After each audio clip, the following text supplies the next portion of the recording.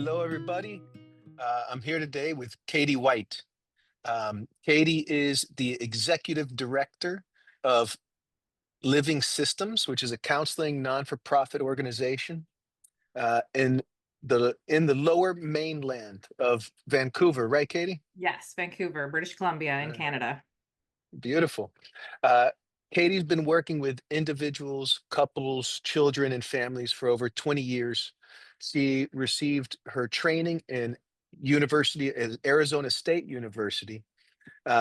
She's licensed in Arizona, and that's where she began her early work, working with families and couples and children.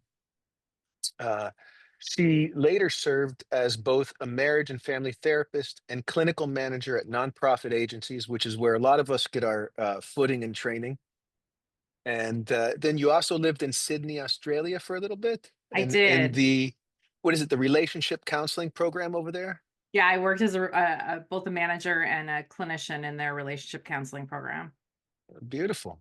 And now you're in Vancouver and making everybody's life better. Well, that's a big statement. But it's Working it's on great to mine. have you. It's so great Me to be too. here. Thank you so much. Yeah. So Katie, just to get started, orient me in kind of how you found your way into family therapy. When we were talking a minute ago, I know you started younger than some. Yes, yes. So when I actually went to university in my undergraduate and thinking I wanted to be a lawyer. I was like liked thinking through thought arguments and um I had a good family friend who was a lawyer and I really appreciated him and his work. And so I thought that was the thing I wanted to do. And then I went to the University of Arizona, so the competitor for Arizona State, for any of you folks out there from Arizona, and took a political science class and said, "This is not for me.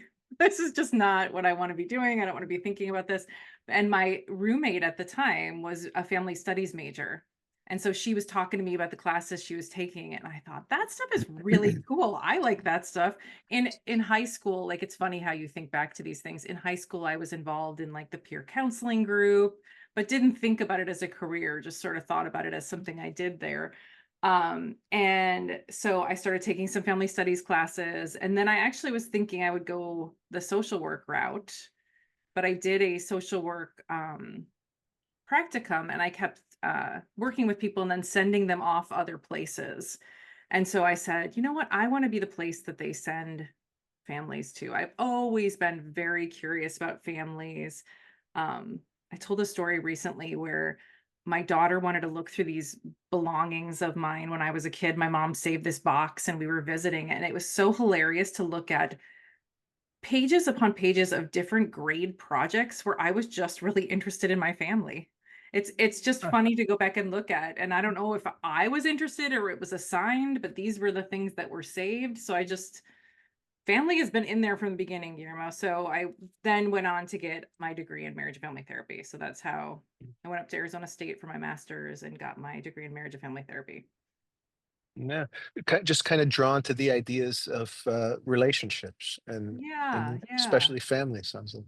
And I think I always say people often go into it because they want to help people. And I think that was a part of it for me. But I always hope this doesn't come out wrong. But I was and continue to be just incredibly curious about people and their relationships. Mm, And, I was interested from the time I was in high school. I always joke that I was good in school and then got into a little bit of trouble outside of school. And I always think about the difference between my family and how other families functioned. And I was always curious about that. And I think that's where just I think that naturally had a lot of good classes that were presented in front of me. I just got interested in this family system stuff. Yeah. yeah, And here we are. yeah. What, Katie, remind me, what's your sibling position? I am the oldest sister of sisters.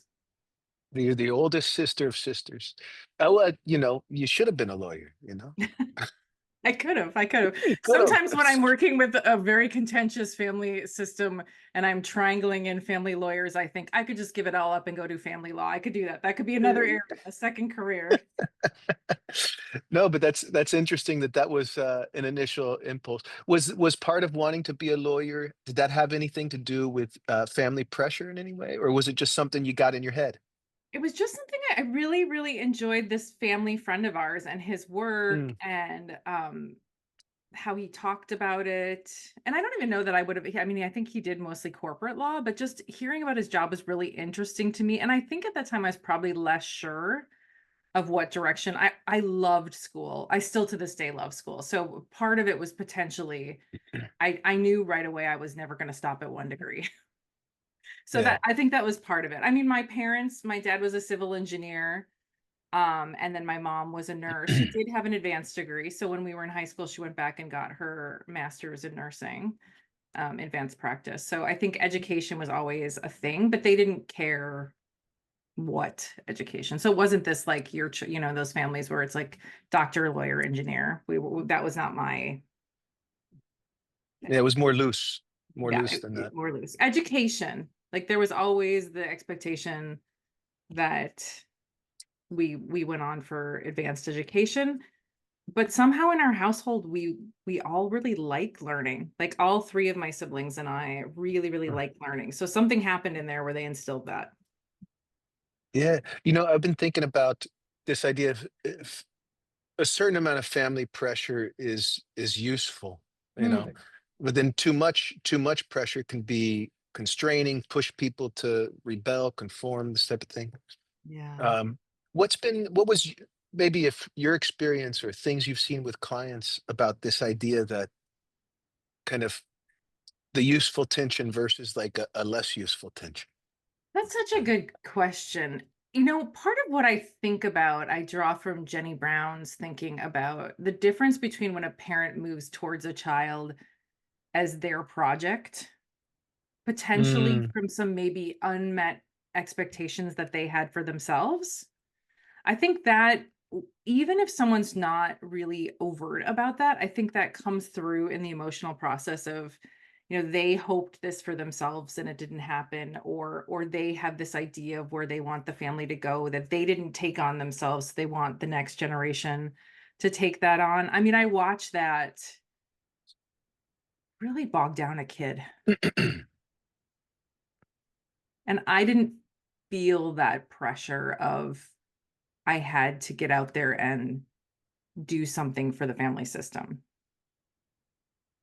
So mm. I think that's the different I watch in my own family system and with parents who can just have some looseness about, you know, like you said, we have some standards, but I'm interested in what you want to do. I'm curious about what pathway you want to take. It's kind of like the difference between on one hand, maybe the pressurized version would be get out there and do this specific thing versus just get out there and do something, you Yeah. know. Yeah. Yeah. And how do you make it your own, Guillermo? And I think, you know, what would you think about that? The difference you see in your practice of, Of somebody kind of taking up their own journey. yeah, yeah, versus the alternative. Yeah, I think depending on the way people experience their family and or those early relationships and the expectations we take on, you know, uh, people can get oriented around I have to be this or it should look like this. Uh, and usually, hopefully earlier rather than later, people come up against the fact that that's not what they want for their own life. Yeah. And then there's like a renegotiation of that. How am I using my energy? What do I actually want to do? What's fulfilling for me? What's meaningful? What gives me Yeah. purpose? Yeah. Yeah. Yeah. I have Uh, my sister yeah. has a good friend who's pretty, I thought went about this so creatively. Lots of pressure to be a doctor. You know, family pressure was this is what you will do. And so he did. He became a doctor, but he really likes the outdoors and, you know, climbing and kind of more of that extreme sports. So I just appreciated that here is a guy who found a way to do the thing to calm his parents down. He's a doctor, but on his own terms, he works very little. to be able to kind of live the life that was his own interest. I get interested in Mm, people who kind of get creative like that is and can kind of uh, figure it out in their own terms. I don't know enough about his family history that a lot of details, but I was just always interested in his creativity of going about that. yeah, yeah. And I guess the ease with which somebody does or doesn't do that speaks to the pressure they were in. You know, Yeah. sounds like even though he had pressure, he had some capacity to find his own path. Yeah, to define a self, to say there's the, I'm this is the way I want to do. And I think it comes with I think he's probably not as financially successful potentially as maybe Uh, his family wanted him to be because he splits this energy. He does, he makes time for this passion of his. mm. Yeah, it's interesting this point at which we diverge from the expectations of our family. Yeah. You know. Mm. Do Yeah. you remember a time in your life? Or was there a time where maybe you went in a different direction than if it wasn't explicitly stated, there were some expectations? I'd have to think about that. Yeah, I mean, I'm trying to think the first thing that came to my mind is a sporting example. My family were always big, like, let's do a sport. Um, Hmm. and I like that. I like team sports. I think like I appreciated I played volleyball. I did, I'm very tall, so that's always useful in volleyball. People see me sitting in this podcast, they don't know that. And by my senior year in high school, I decided I knew I didn't want to play in university. It wasn't something that I wanted for myself. I was done. I played all year long, all the time. And so in my senior year, I decided to quit my club volleyball team, which I think, was a pathway that my Mm, parents were not as pleased with. It was a very challenging discussion. In retrospect, seems very simple, but at the time it felt very, very emotionally overwhelming and burdensome to be able to say, I don't want to do this anymore. yeah. And I mean, that's the example that came off the top of my head. But it's a great example growing Mhm. up, you know. Yeah. Yeah. I think about it. I can even I see it in my adult clients too. You know, this even though if their parents are around or not, we absorb the expectations of how something should look, and then it's hard to do something different Yeah. from our own thinking. You Uh, know what I so was interesting. appreciating about this younger generation is I think, I'm 47. I think there's less of a emphasis to think that you make a decision and you have to just kind of stick with it in your career path. And Mm, I mean, maybe you would observe something different, but I feel like there's a looseness mm, about if I decide to do this, there can be a turn in my pathway. Like I'm not wedded to this one career or job or profession if I decide later I want to do something different. I think that's kind of the mm. part where people can have some work on differentiation is if they get into something and decide this isn't really what I want to be doing, that there's this, I don't know. I just observe maybe a little more flexibility in that somehow. Yeah. No, that makes sense. Maybe that flexibility would be part of something useful coming out of the new generation coming up. Hmm. You Hmm. know, uh, maybe it has something to do with the rigidness of the older generation. That is say more about that. Say more about that, Kieran. I'm interested in that comment. Well, I don't know. Uh, Generations tend to go either the same direction or a different direction than the generation above. Mhm. You know, we respond or react to whatever the pressures were up there. So maybe that flexibility might be a positive part of feeling like you have to stay in something no matter what. You know, Yeah, yeah. when it I stops went being useful. I went a little Bowen nerd there, and how you might observe the variation in that for when Hmm. someone does that more thoughtfully versus reactively, right? Like I always get interested in those Yes. generational shifts that seem more reactively, Hmm. but what would that look like when it's a thoughtful move to do something different? Yeah, I think that's the challenging thing about working with clients and about Bowen theory, which is what we work in a lot, is the shift can be so subtle. The difference between just moving in one's own direction in a thoughtful way versus rebelling, let's say. Yeah. Yeah. And it makes the difference makes a difference. You know?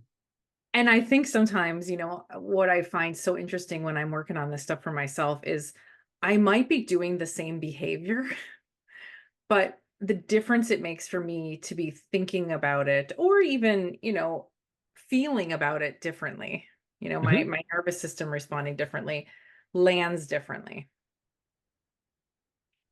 Hmm. With you and with others, or Yeah. when you say land. Yeah. Yeah, I think both with me and with others. I think about that in Mm. parenting,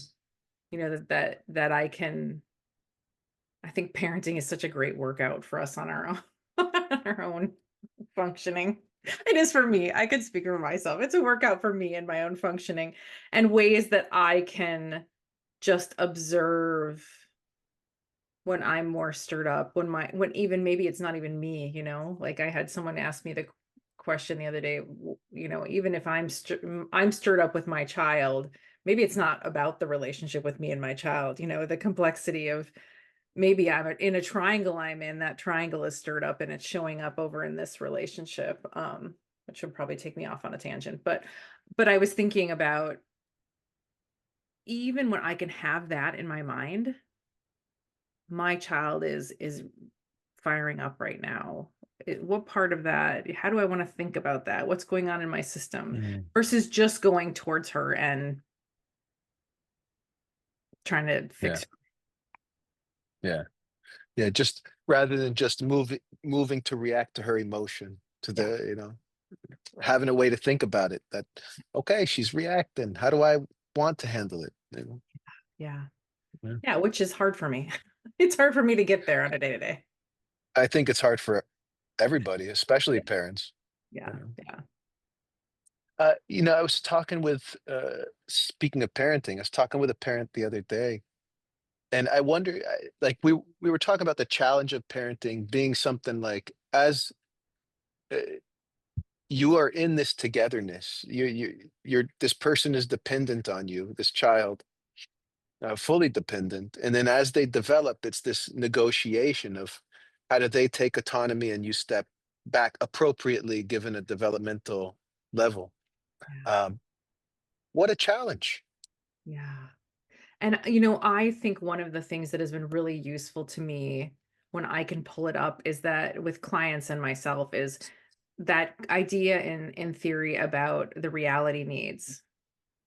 Mm, Because I think it's been just useful to me to get at what are the reality needs and capacities. I mean, I think both of my child, you know, my child wanted to walk home from school, and we live about 4 blocks, and so funny to me as a kid who grew up as a latchkey kid, like this anxiety I have about her walking home by her. I had siblings. I think I have an only child, and so I was thinking about yeah.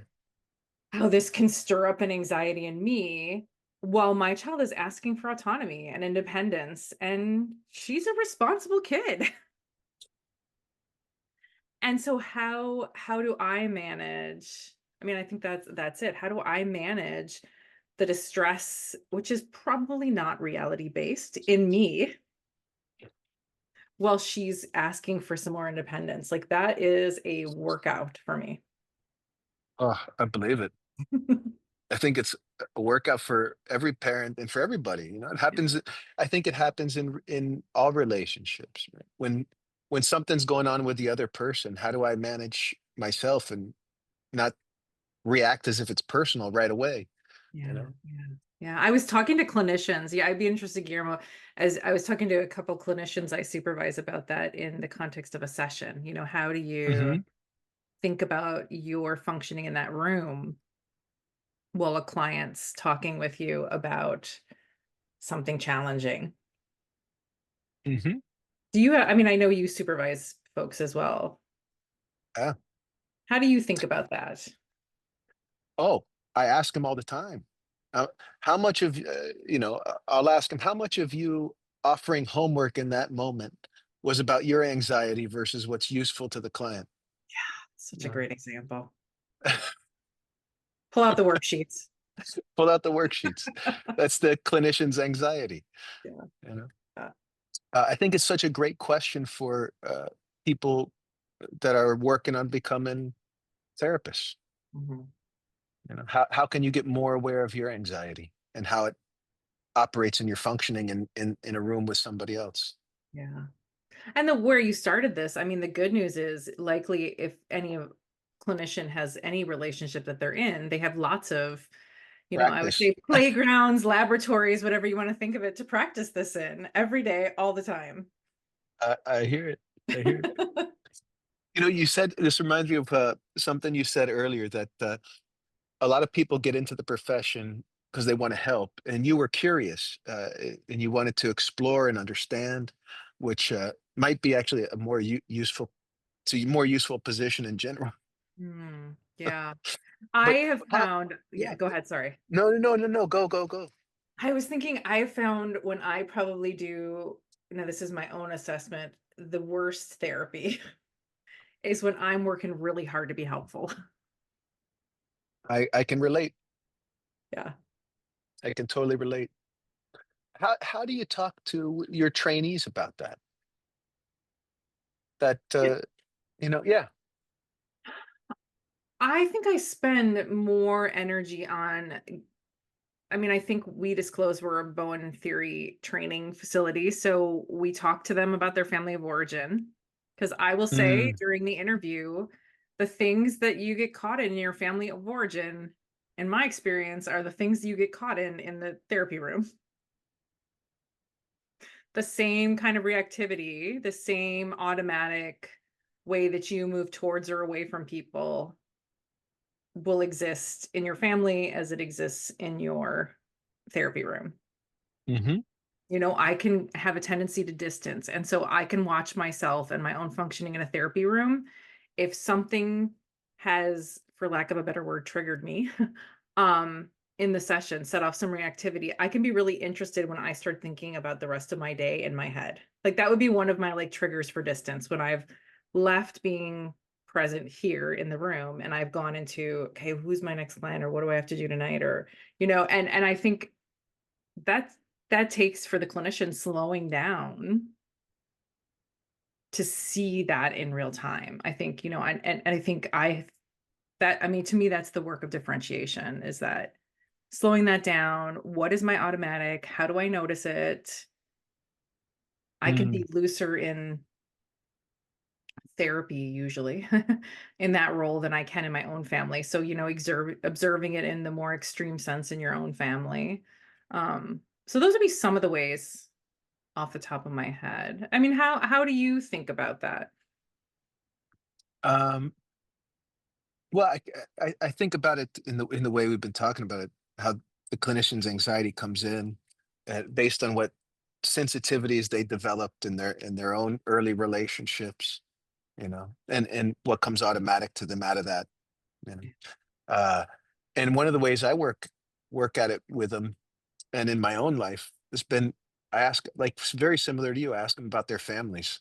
Yeah. So a lot of the supervision, a lot of the our conversations are about how they function in their other relationships, and then how that might relate to what's coming up for them with a client or in the therapy room. I think it's such a gift that a supervisor has. I mean, I know that different people and different who practice from different theoretical models would think differently about it, but I just find the knowledge that I have when I'm supervising someone about their own family of origin, where they can be, staff in a case, and then they talk about this relationship and they just can't see it. And I, can say, or does this person remind you of your brother? Or, or are, and have that knowledge, or are you functioning and moving towards them the same way you do your mother? Just these Hmm. little questions that I think are useful to people to connect and understand their own functioning. Hmm. Absolutely. And there's also this great article. I don't know if you've ever read it. I think it's by Stephanie Ferrara. Uh, what is help? It's I just titled. have. I give it to all my students. It's a It's been great a long question to time. have in your training. Yeah. What is help? What's when is help not helpful? When, Yeah, I know I hear Dan Paparo say it a lot too. What is the help that's helpful? Mhm, And I think that that is such a useful question for a clinician to think through. What is the help that's helpful? And then what is my automatic? So at least I know, you asked me about my sibling position, right? I'm an older sister. So there can be a way when I sense a little bit of tension or disorganization, I can get real in there. And, I was in a, you could ask my siblings. I don't think I was a hugely bossy older sister, but I was and I always joke, I said it always reminds me of that Hamilton song, I want to be in the room where it happens. Like I like knowing and being in the middle of things, for better or worse. And so that's the way I can kind of move in the middle of people when mm, and get a little directive, maybe. I hear you. Mine's probably uh, I use distance like you, but I'm also a people. I was a people tend toward people pleasing, so Mhm. I have to watch that showing up. You Yeah. know, Yeah. in wanting the client to be comfortable so that I can be comfortable. Uh, Yeah, which is such a great example of your worksheet thing. Like, I don't think oh. it's good or bad, but like, how does, if I can stay neutral, it definitely calms probably both the clinician and the client down. Oh, good, I have a thing. I have a thing that I Mhm. can take and it's going to make things better. And maybe that's not the end of the world, but what are some other options? What are some other options to do in that moment other than hand the worksheet? Yeah. But I think what it does sometimes is interrupt the necessary tension that somebody feels. Such a good comment. How does the therapist manage when somebody is uncomfortable in the room? Mm, yeah. How do you stay out of the fact that the other person is having their own challenge and they need the tension to figure it out? Yeah. They Which don't. I Yeah. yeah, which I appreciate. I think when I think with supervisees, I think that that comes down to what are their belief systems? What are their principles of how they think people change? How do they understand what's useful to a system? They don't have to think of it the way I do. I think I find bone theory a real resource in thinking about that because I think at a fundamental level it also fits with my own thinking about things. But that's so important to think if your belief system is my role in this room is to calm this person down and not let them feel any distress. You're going to be a That's very good. different therapist. Absolutely. Yeah. Absolutely. Versus people need discomfort and tension to grow, and it's my job to facilitate their thinking about how they want to do that and Yeah. manage it. Yeah. Yeah. I always said, I think I heard this quote. I'm not going to do it justice, but Denzel Washington said apparently, like, people have to get uncomfortable in order to make change. Why would anyone change if they were comfortable? And I thought That's that's great. that is great. It is great. And I guess on the other side of it, if somebody's anxiety is too high, they can't think. So you have to bring the anxiety down enough where somebody can think. So it's an interesting thing to navigate. Yeah, that. And You how know. does a person, I mean, how do you measure that for yourself? What is the optimal level? Because anxiety is not bad, I think is what we're saying here. It's Yeah, useful. it's good. What's the optimal kind of level of stirring up to still keep my thinking on board? Mm, it's a great question. It's a great. question. I've been thinking about it a lot in my own life. I feel like when when I well, now you got me thinking about it, Katie. When when I can when I feel like I'm taking responsibility for the things around me in a useful way, and when I feel like I'm moving forward towards um, what I feel is meaningful with purpose, uh, I can relax Mm. when it's time to relax. You know, if I'm not doing it, then I'm not relaxing. I'm always anxious. Uh, Mm. What a useful measure. Yeah. You know, So to know that's what I found. that ability to be kind of calm and regulated in the times Yeah, that that is necessary, that is available, maybe. something like that. Mm. Yeah. Do you have any markers for you about that? How to ride that tension? How to keep it? How to keep the strings taut enough so life makes music? Maybe as a Ooh, metaphor. that's a beautiful way to say it. I love that. I think I tend to learn after the fact. I would Oh, say me too. You got my retrospective, like, oh, that was useful or that was less there. I'm not as good at kind of always going forward with it. I find when I lose the ability to notice things about me or Mm, make observations, that's been a useful one recently, specifically for me to watch. Like if I'm in coaching and someone and my coach asked me, what was going on there, and I can't think about it, or I'm going into coaching and I think I lost the ability to recognize when I was in this situation with my family that who did what or what did I do or what was I thinking or versus it might not be comfortable, but when I can say, I noticed this about me or I noticed this about this relationship that I was in, to me, that's when the music is happening. When mm, I'm just have a little more presence or awareness, even if it's uncomfortable. yeah, yeah. I like that. In the discomfort, I can keep an awareness of myself of what's going on. Yeah. Yeah. You just made me think of another one. When, well, this idea of how, you can be doing a lot and be busy, but nothing ever gets done. I don't know anything about that actually. Nothing, nothing. When I'm feeling that, I know something's off. I know I'm not using my energy in the right way. Yeah. Something's off in my thinking or in the direction where I'm going. Yeah. Yeah, and I can really, really, I mean, I think this is where the danger for my own brain is I need to look at my behavior because I can do a good job of rationalizing my decisions and get caught sometimes.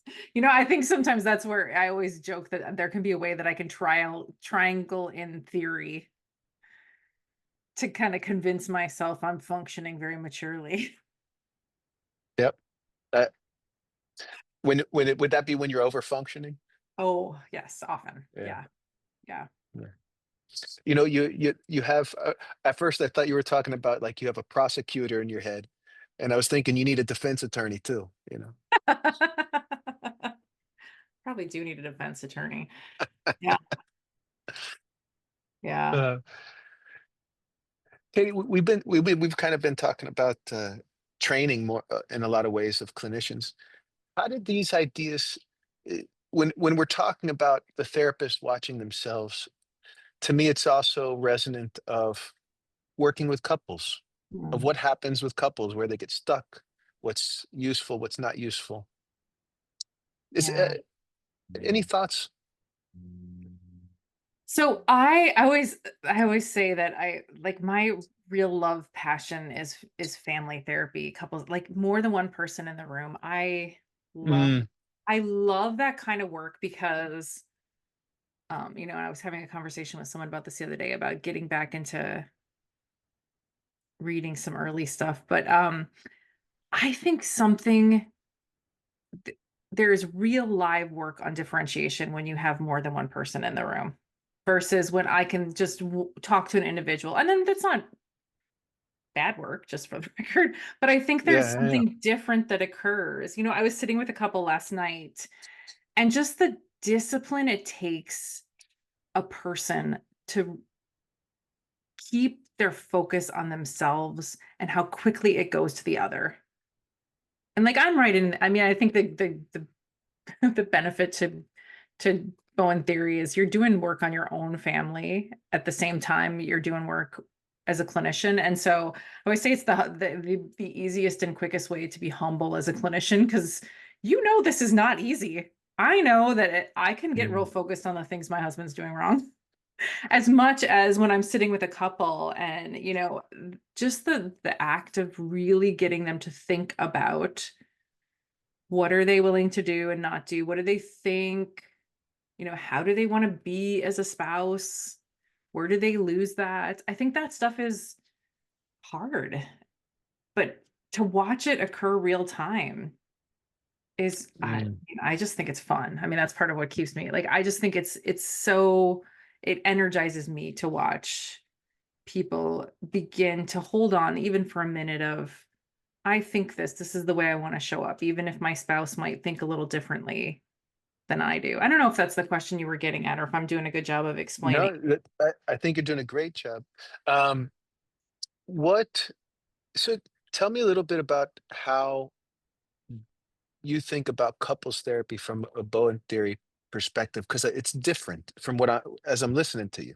Yeah, It's this is something that I like have this, I want to write this up in my mind to get clearer on it. So I'm gonna give you my, that was a useful question to push me further to write something up about this, because even though I dislike writing tremendously, I do notice I get clearer when I do write things down. Talking is easy for me. Um, but I think the difference is, as I see it, is the focus is not on the fusion. The focus is not on creating sameness. Um, Focused so much on the other. I think that a lot of couples therapy, really good or bad, I don't know, focuses on connecting with the other and being for the other and co-regulating with the other. mm, And I think Bowen theory, using Bowen theory to work on couples therapy, has much more to do with managing yourself and staying in contact with another, which I think is different than co-regulating. mm. I think it's self-regulation and contact. Now, that's just off the top of my head, so don't hold me to that when when I get clear No, with it's my writing. no, it makes a lot of sense that uh, one way I've thought about it is reciprocity is always going on in a relationship, right? In other words, each person is influencing what the other one does all the time. Yes. And if I'm hearing your one way Bowen theories, some in other modalities they would say, okay, focus on uh, kind of regulating each other in that reciprocity. And Bowen theory saying, no, that reciprocity is going on, and the way to work at it is to manage yourself and your reactivity and stay connected to your partner in this thing that's always going on. Yeah. Yeah. And that if Yeah. you do that, the reciprocity shifts a little bit. Mhm. And Um, I think the thing that I find useful when I'm talking with couples, and the thing I think they find useful is, it is work that I imagine is more under a person's control. If I'm working to manage me, I have that control. I know this from years of experience. When I'm working to mm, manage someone else, I don't have any control over that. I mean, maybe yeah, when my child was a baby and I could physically pick them up, but I think that is the buy-in for couples that I work with, is mhm. you can go in out of this room and you can work on that piece for yourself. You cannot work on changing your spouse. I, I think that's the trick, right? Is that you get to work on yourself and you can work on yourself. Yeah. So, Yeah. um, I love that. I wonder who was regulating who when you picked up your baby, by the way. Yeah. That's such a good observation. watching newborns with their parents, it's so fun when you have that lens of what just being curious and interested about that. With all of our kids, just went off a family vacation, and I was so interested when my child got really distressed, and I was able to move towards her, which kept me out of a conflict that was happening over here, and I thought, "There is the system." There is my daughter thinking she's helping me out as I move towards her to stay away from whatever's going on over here.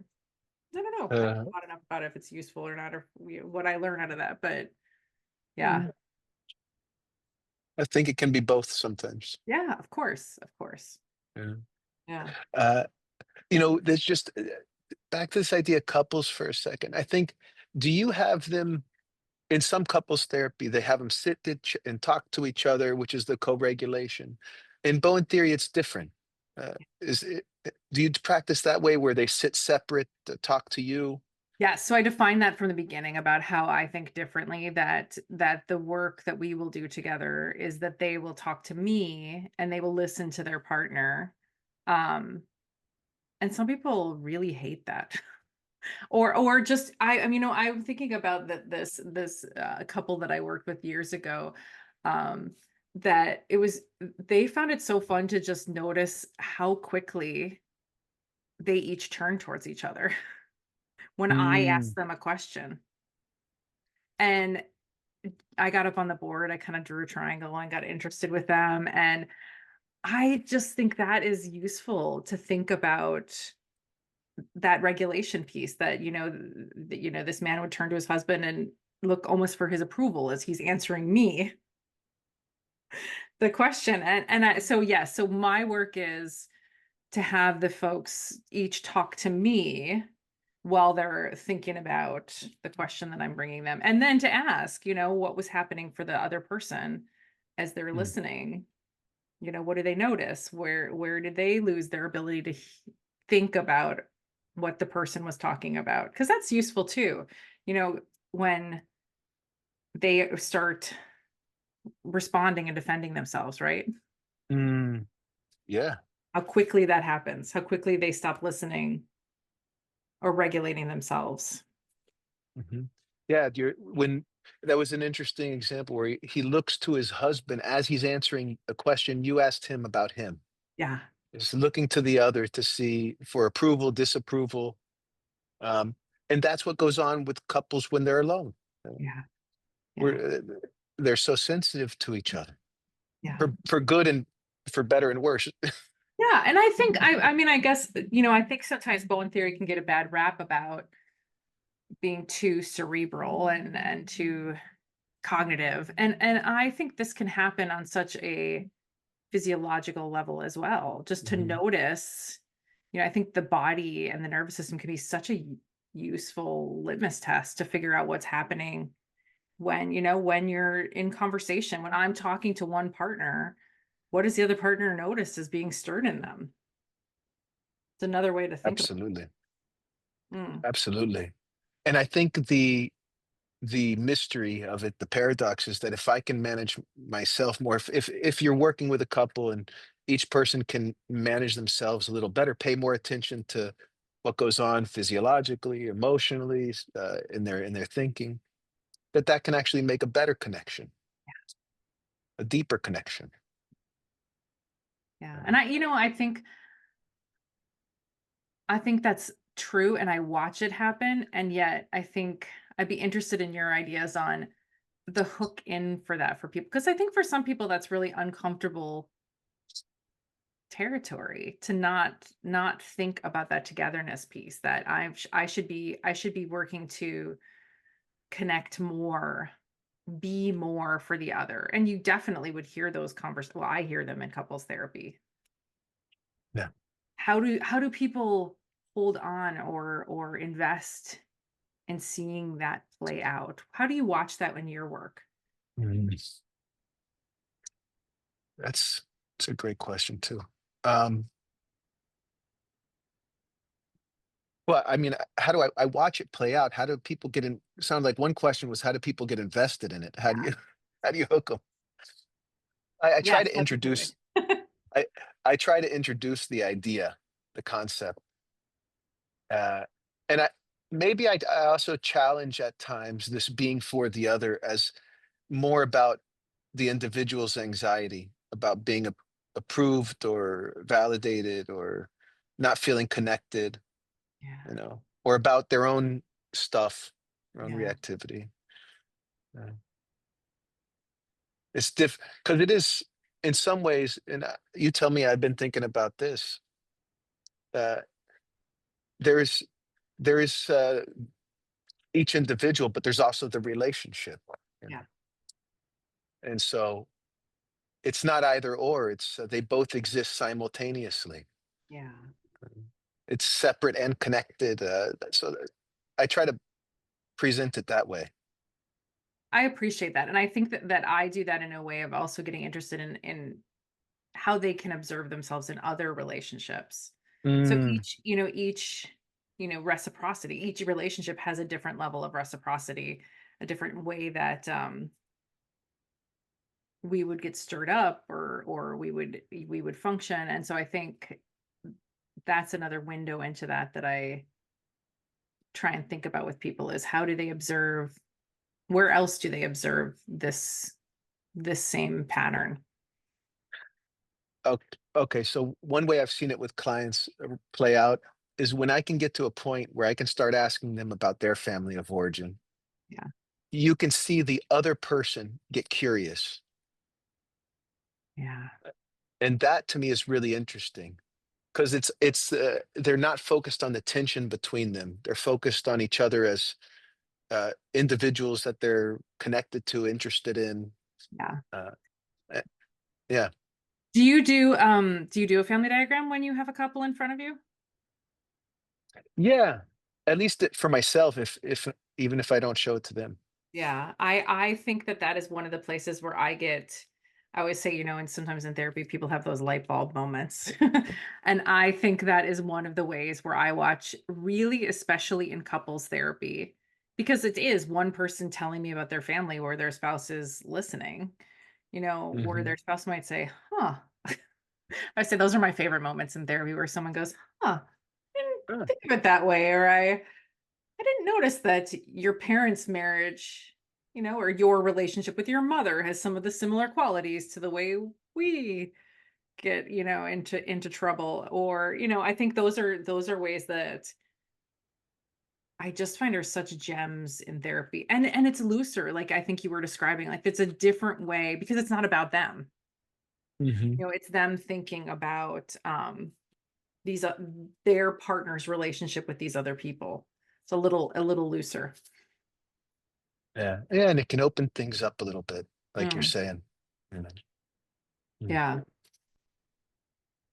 Katie, you work I know you work with couples. Do you see families? Do you see more than 2 people at times? You know, this is what I was talking to someone about the other day is my hope is to do more of this. I think I did a lot of this when I worked in public mental health where I actually went to Mhm. people's homes. There's a useful Oof. way to sit with a family and watch dynamics in real time is to be in their home with them, thinking with them. But I do as when it's possible, the world that the clientele that I exist, logistics become a real thing, which is, we were talking earlier about the things that I put into my life, right, to keep busy. Mhm. I think families are up against that too. So, I've sat with some adolescents and their parents. I don't really work with young kids anymore, but not as often as I think it would be useful, I guess is what I'm saying here. Yeah. Do you? What's n I don't have I'm not seeing anybody right now. Yeah, I've okay. seen parents and kids, usually one parent and a kid, Yeah. Yeah. every once in a while too. Um, what's been your experience with, not seeing little kids? Or what's the thinking behind that? Um, I have some real clear principles on why I don't see children on their own. Uh, Mhm. because I did that for a long time. I mean, that's the like the politics I'll throw in here. I think the funding often goes into people working one-on-one with children, and I think when Yeah. children, um, can go to therapy, it calms the system down until it doesn't. I think that's one thing I just observed over time. But the part that I really have a strong principle about is I don't think children have the capacity for leadership in a family to make sustainable Mm, change. So when I think about working one-on-one with a child, I think I've just observed it too many times where then they go back into their system. They're a little more thoughtful, maybe they have some tools under their belt, but as the system reacts in its predictable way, then quite often the behavior that the child was being referred to therapy will come back. So I think from a leadership perspective, I just find working with parents is more useful for the system. I mean, I think that's my mm, principle. I think they have more capacity to enact change, lasting change on a system. mm. How do you think about it? No, I would tend to agree with you. That I haven't found it particularly useful to work with little kids individually.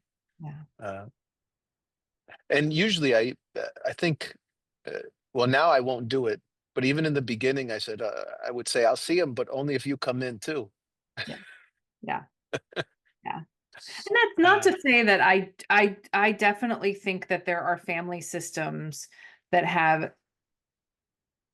a lot of stressors present, where having a mhm, place where a child can have a and little bit go. of peace is useful. I mean, I'm not anti-kid therapy. I mean, please don't hear me say that. I think that there are some systems where parents have so much going on that they might not have the capacity to work on themselves. And you know what? That's fair. We all come Yeah, in with different things we're able to do. yeah, absolutely. It's addressing a real problem to have these spaces for children, uh, and it serves its purpose. You know, Yeah. but there is something about change coming from, like you said, the parental leadership. That's it's more likely to happen from there. Yeah. Yeah. And I think I've learned that in multiple systems. I think I don't know if you know my story, but I came into Bowen theory really through an organizational, you know, Mhm. Jenny Brown was hired to supervise my supervision. That's what the title was. She was a supervisor of Ah, supervision. And so she consulted with the organization I was working with. And where I found Bowen theory immediately useful was thinking about triangles and dynamics in an organizational capacity.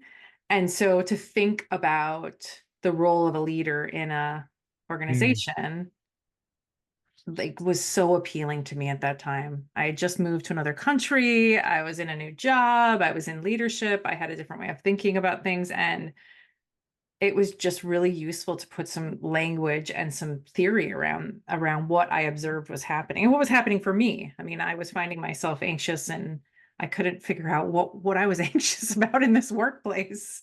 Um, and so I think that trickles down for me in to family work is that there is something about a leader in a mm. system, regardless of what that system is. Yes. What did you learn at that time? What what was something that came out of that? I learned that I more than I knew invited myself into triangles more than I was aware, and I think that has been tremendously useful to me in my personal and professional life is just to observe how automatic and willing I am to invite myself into a triangle. Mm. Be helpful often. Do you find that that's something other leaders you've worked with do often? Is it a common uh, obstacle in leadership? I think especially, I mean, the places I have spent my career is in a helping profession. So in public mental health, in charity, mental health. I haven't worked in the business world, so I don't know how it functions there. But I think you have the perfect storm when you have people who get into a profession that want to help and often will give up self to help other, and then you put them in leadership positions running organizations Mm, with lots of stakeholders, lots of interlocking triangles. I think I watched it time and time again and continue to watch it when I interact with those organizations. yeah. So when you say a lot of stakeholders, is a lot of potential anxiety that Yeah. gets generated? Yeah. Yeah. Around, I think around we could extend this into a societal level, right? Around resources, Funding. funding, people's functioning, you know, where resource allocation will go. I mean, I think about that anxiety exists from a societal level, a governmental level to a family, right? How does a Hmm. family decide? I love to read and I love to read historical fiction. And I just get so interested in the resource. Like if you listen to families where gender was a big thing on how the family decided where resources were going. And in the days, those girls weren't getting a lot of resources, financial resources, time resources, support resources. Hmm. So, I just get interested in how a family and an organization goes about allocating that and the anxiety it can cause. I just watched how much stress and tension that Mm, factor alone just creates. mm. And if I'm hearing you right, the leader that's a helper, uh, under that stress, involves themselves kind of in everything to try to make everybody happy. Yeah. And Which is that's yeah, impossible. yeah. And a good way to burn out. And that's what you find. I mean, and I think I observe in lots of helping professions the burnout and then the distance and then the distance to manage self, which of course, so you go from being overly involved to pulling right back. um I talk to a lot of people in healthcare, and I think this is something post COVID Hmm. that field is really struggling with the impact of all of that the tension, the resource allocation, the polarization that occurred. I think that's all still in that system that's really challenging the practitioner. Mm. That's interesting that I think if I'm hearing you right, anxiety doesn't go away all of a sudden. But Not, it can sit there. not in my experience. And again, like I don't want to think of anxiety. I mean, I think in bone theory, anxiety can do a lot of good. I don't want to, It pushes change. yeah, I don't want to say that it's a bad thing because I think it does. I mean, it's the only way we're existing and moving forward as a species in the world. Like it's the thing Mm. that It drives adaptation. yeah, yeah, well said. Yeah. I hear But you. but there's Um, that tipping point, I think sometimes though. who wrote that? Who wrote that book, The Tipping Point? Malcolm Gladwell, I think Ah, that's I right. That's right. yeah, I like his observation. I think another person who just observes patterns in interesting ways and makes me think. I appreciate reading some of his ideas around that tipping point of when things shift. Yeah. Yeah. Are you still working with organizations? I don't consult to organizations. I don't do that work. I just was I was actually functioning Okay. in the organization, and because I'm an older sister of sisters who finds herself in leadership roles. Um, I've had the privilege of being in leadership roles where I got to interact with quite a bit of different organizations. I mean, when I was working in Phoenix in Arizona, my title at one point was the system of care manager. Hmm. What an interesting title. But what it was I was a manager in an organization that managed the funding for the highest level of need children in the public mental health system. And so I got to interact with lots of systems. That was such a useful education, juvenile justice, Um, the child protection system, the mental health system, the family systems. And, it was really useful training in my understanding of systems. uh, that's interesting. When you said, what was it? What was your title? Systems System manager. of care manager. All I heard was older sister. That's so true. They were like, "Where is the older sister in the room? There she is." I worked with a bunch of this is what you will find, I think, often in public mental health. I worked with a lot of other older sisters. Interesting. I had a Interesting. I had a team of older sisters. Yeah. I didn't think we And, laughed about it at the time, but and now you're the, tell me a little bit about your position now. You're the executive director of Living Systems. yes. So Living Systems has been around in Vancouver for over 50 years. It's taken lots of different, it's one of these programs that grew out of a church basement. The church, one of the churches in West Mm, Vancouver said, our populations need some resources around education and counseling. And so, grassroots people put some things together, and it grew out of that to serve not just the church, but the larger community. And then, ooh, I should check my history. Ron Richardson was recruited at some point, who had some interest in Bowen theory. He tells the story that someone handed him Bowen's anonymous chapter. He was looking for something different. He did, in the 70s and 80s, he was trained as a pastor and then a marriage and family therapist. Um, and he said he wasn't finding in his work success, or he wasn't finding that the things he was doing were working. Lots of emotive stuff at that time, or behavioral stuff. mhm. And so someone handed him apparently Bowen's anonymous chapter, um, and said, I heard you're looking for something different. This guy's doing something different. And he said right away, he was hooked. Like he said, it was very different. He had never thought about his own family system.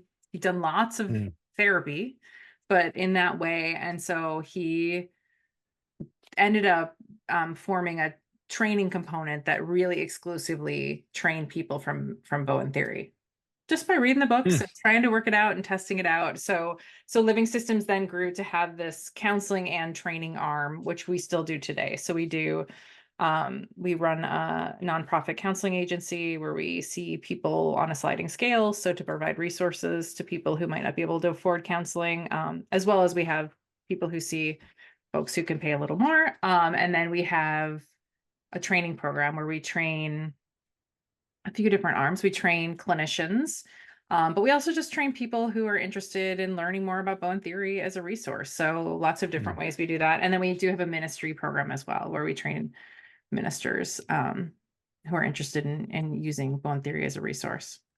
I think that's what we do. Yeah. No, it's incredibly interesting. And no, a church is definitely a relationship system, you know. Yes. Yes. Yes. I That's ministers. And we had, I get interested at that, how a lot of ministers have found Bowen theory really resourceful to their work. Mm. That has been one community that has really taken Bowen theory and ran with it. I think more so potentially than the clinical community in some realms, and in today's world. Yeah, what do you think that is? I could see that happening. I don't know many counseling programs or universities that uh, kind of come from a Bowen theory perspective or from a family systems perspective, really, other than just an overview. Yeah, yeah. Um, what's your sense of what goes into that? Well, I probably have lots of thoughts. I'm going to edit the thoughts I might have. I think part of it is, I think psychology clinical work goes through trends. I think, and I think Hmm. when family therapy in the heyday, the age of that, I think it was potentially in a reactive response to another Yeah, trimmed. Psychoanalysis, where it was just a one person sitting on a couch forever. I think the family work was kind of in response to that. And I think it does go through waves and trends. And I think this is, the system. I think we're in a trend where systems are being looked at, but I think people are really interested in the brain systems and Hmm. understanding that piece of it, which I think is fascinating. But I think that looking at the family is just not. It's not sexy. Yeah, thank you. Yeah, yeah, yeah. It's messy, and I think it's hard. I think I said that even earlier about the logistics of it. I also think much more now than when I was early. I mean, so like 25 years, I think I'm coming up to. I think the business of therapy is so interesting right now Yes. in a different way. I think in a very different way and I think that creates different modalities. That there is a real, I don't know how to say that, like a business behind it. That I think people who were doing family therapy in the 70s and 80s, it was less of a, I'm going to make lots of money and I need to put all these pieces. And we're in a very different world than we were in the 70s and 80s. I mean, look at us. Here we are Yeah, talking online. across the country, across the continent and country, I should say. Yeah. Yeah, yeah, I think you're right. People are really interested in the brain systems, but not in how the brain is part of a relationship system. Yeah, yeah. I saw, Um, I just, because like I said, I like to learn. So I really nerded out and challenged my brain and went recently to a day of a behavioral neuroendocrinology conference. So I'm oof. right by the University of British Columbia, and they were having this conference, and I wanted to see the speaker that was there who does some brain work that I was interested about, because she's looking at the interactions of hormones in the system. And so I walked around the poster presentation where there were 75. I just went one day, and on that one day there were 75 posters that were up in this room that I could walk around and talk to people. And I kept asking people questions about reciprocity or the interaction. They're looking very much they do animal models, and they're looking at a lot of the individual. And, Hmm. I thought part of what I can do here is just get curious about what do you notice about the variation in the interaction, not just in what's happening in the individual, the interaction. And I think I got some of the feedback that is part of what I'm saying here, which, ooh, that would be hard to study. It would Oof. be hard to measure both the mouse that's interacting with the mouse and the mouse we have all the electrodes on. Like that would just, and then to study not just what's in one and what's in other, but what's happening between. I just, and I can appreciate that. I don't, but maybe that question sent their brain in a little bit of a different direction. It's a great question, and a great illustration of what is the challenge for thinking in terms of family systems. And Yeah, it yeah, is incredibly hard to research. You yeah. know, uh, there's a guy I've been reading. Have you ever heard of Ian McGilchrist? Sounds familiar.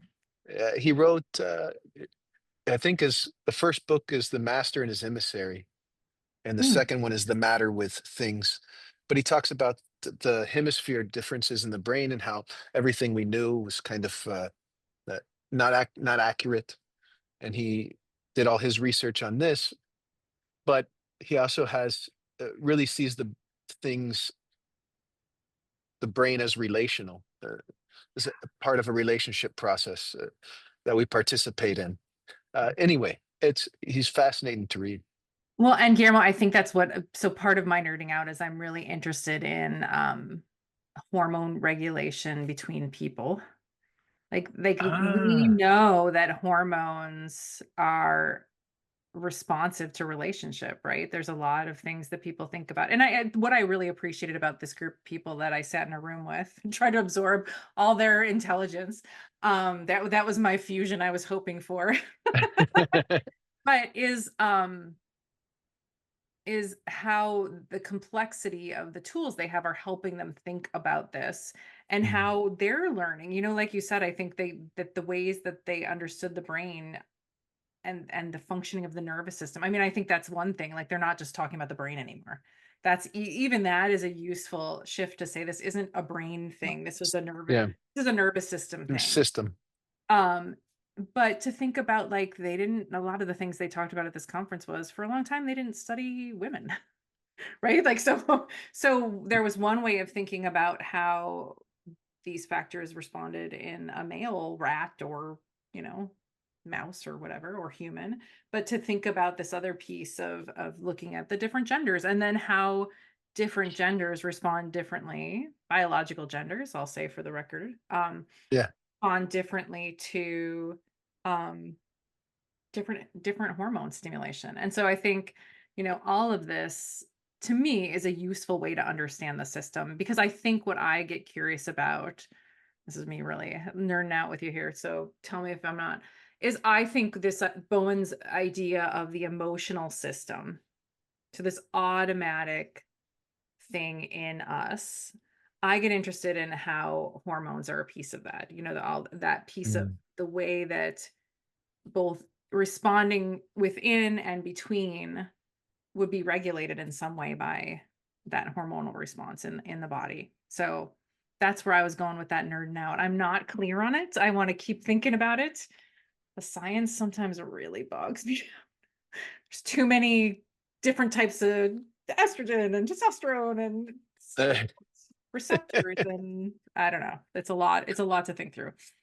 yeah, but if I'm hearing you, the basic idea is that the hormones would be something you could look at to try to get at the reciprocity between people. That Yeah. the whatever you're measuring, the levels are affected to some degree and by the interactive process, Yeah, the and reciprocity. and regulate that process. Yes, and the variation. I mean, I think when we talk about the level of differentiation and the variation in people and systems and families, I think, maybe that could be one way to think about learning about that Mm. variation is that, one family would respond and body would respond quite differently than another. And I think that, you know, and for the record, I don't want to do the research myself. I want someone else to do it and I can just absorb it. Yeah, well, that's why we're talking about it. Yeah, yeah. But I think there's something I mean, I'm really intrigued about, you know, the question of, I think I heard Bowen used to say, what's the glue that keeps us together? Mm. Even when families are cut off, I can observe that glue is still present. And I Mm. wonder about what is that? That even if families, two people aren't talking to each other, there's still some connective tissue. Yeah, something. Yeah. Mhm. And that's present in all relationships. I think so. I think not. I mean, this is where, you were Well, on our with family, podcast with maybe. Yeah. but I think also there's some friends or I think there's people that might not be in the family system per se that can be in that emotional system. I mean, that's one of I think I'm pretty solid on that to think it doesn't need to just be the family system. I think there are people that are adjacent to the family system. And I would have to think about a way of measuring what, I keep asking people that question. How do you decide who to include in an emotional system? That's a great question. That's a great question. Because I think that I would definitely put people who are not married into my family or biologically connected to me in my emotional system. Me too. I So, have a couple I'm thinking of right now. mm, Mm. So, do you have an answer, Katie? What is the glue that holds us together? I do not, but I like the question because it keeps me thinking. And I think, it it keeps me interested in this profession too. I think when Mm. you talked about burnout, I think, I will say when I'm training clinicians, like we hear really hard things. Yeah. We hear hard things. We hear and we sit with people that are really up against it, and I need to have a way to continue to think about what it is that keeps me getting back into that room and that seat, and wanting to think with these people, and having and believing that I am a resource to thinking with people. And I think this Mm. curiosity of what is the glue is one of those questions that just keeps me interested in learning about systems and people and families and relationships. Yeah. Yeah, and I wonder if it's gonna just be a more and more important question, especially as we get more technologically advanced. Yeah. What do you think about that? But I think it's gonna be a more important question. I think people are gonna rely or start to get more curious about human connection, Yeah. would be my hypothesis. Yeah. How would you measure that? I mean, I think that's a great hypothesis. How would you measure, just even in your own system, to watch the movement of people getting more interested in human connection? Well, I think, if I'm not wrong, I've been hearing stories about the younger generation coming up not wanting to be as, like, as, much on their cell phone or different things where they're Yeah. kind of pushing aside technology and Yeah. not getting rid of it, but just managing it differently. Yeah. I hear that too. And that might be an indicator. Yeah. Yeah. I'm going to be interested in this. Yeah. I mean, the younger, they're just growing up in such a different world. I mean, I think that I was listening to someone on a podcast talk about, the gift of being born in the 70s and 80s. I was of a generation where I did not have technology like we do now when I was growing up. I mean, I remember getting our first computer, and I think Mhm. I was a late cell phone adapter, mainly because I didn't have a lot of money. The therapist con, right? I think I was in my like early 20s before I had a cell phone. So, and so just really seeing such a different world than I just went on a family vacation to, I said to you, to Florida in an amusement park. And I just was so interested as we're standing in line for this amusement park, how quickly Mhm. the devices come out. And I'm interested in that. I hear it. Yeah. I think, yeah, I think human connection is where purpose and meaning lie, Mm. and that's just maybe that's my own bias, but, um Well, I'm biased with you. We'll have some togetherness there. Yeah. Whereas I watched in these lines, travel is such an interesting thing because you just see these people. Like I saw what was waiting in one line, and I saw someone have a hat. We keep saying we need to do a podcast episode on sports because I think it's such an interesting connector. Someone was wearing a Yeah, hat. yeah, yeah. Someone across the row was like, "Yeah, go team!" And I proceeded to watch them have a whole conversation and talk about family and talk about this all around. They cheered for the same sports team. Isn't that cool? Yeah, I thought it was Yeah, really interesting, that human yeah. connection. Yeah, and the things that connect us. Yeah, I love it. I love it. sports does it. Yeah, Katie, tell me about your podcast. Oh, yes. So, our podcast is called Elevator Systems. And I should have had the pitch. The pitch is Bowen Theory in a Brief for a Lifetime of Learning. So, one of our faculty members, Dixie Vandersloos, had this idea for a podcast and said, I think that there aren't that many things out there to really talk about Bowen theory in a brief, more relaxed way. I think sometimes and she thought she believes in Bowen theory and wants to get it out there and have more people exposed to these ideas. So she proposed this podcast, said, would you be willing to be my co-host on it? And I thought to myself, oh gosh, do I really want to go on? But I think, as you would know from me talking today, I really have a hard time saying things briefly. So it was such a useful challenge to say, Yeah. I want to look at these ideas in Bowen theory in a brief way. And I still am not great at that. But just it's been so useful to me to think about the theory for Mm. myself more in a way to say, how do I tell this to someone else? Like I can think about this and I can have a way of understanding this. Teaching helps that, I think, but how would I say this to someone else? So we are in our third season. We're nearly halfway through our third season, which just Wow. blows me away. The first season we just did the concepts. The second season we followed um similar to the concepts. We did it along the same track that Bowen did his chalk talks. So kind of that Mhm. topic order. And then this season, which thank you for being one of our guests, we looked and took Bowen theory into relationships. So we've kind of done relationships through the life cycle. And then we already have next season will be um let's see more still Bowen theory out and about, less about family relationships. We're looking at sort of other contexts where Bowen Mhm. theory is a resource to people. And it's been fun. And the other part that I am a social person, and I really have appreciated just connecting with other people who are using Bowen theory and hearing their thinking. I think Mm. that's been a real gift of this podcast to connect, various people in the wider Bowen network and get to know them a little bit yourself. Yeah. It's been great. It's been great indeed. Yeah. Yeah. Man, thank you, Katie. Thanks for being here today.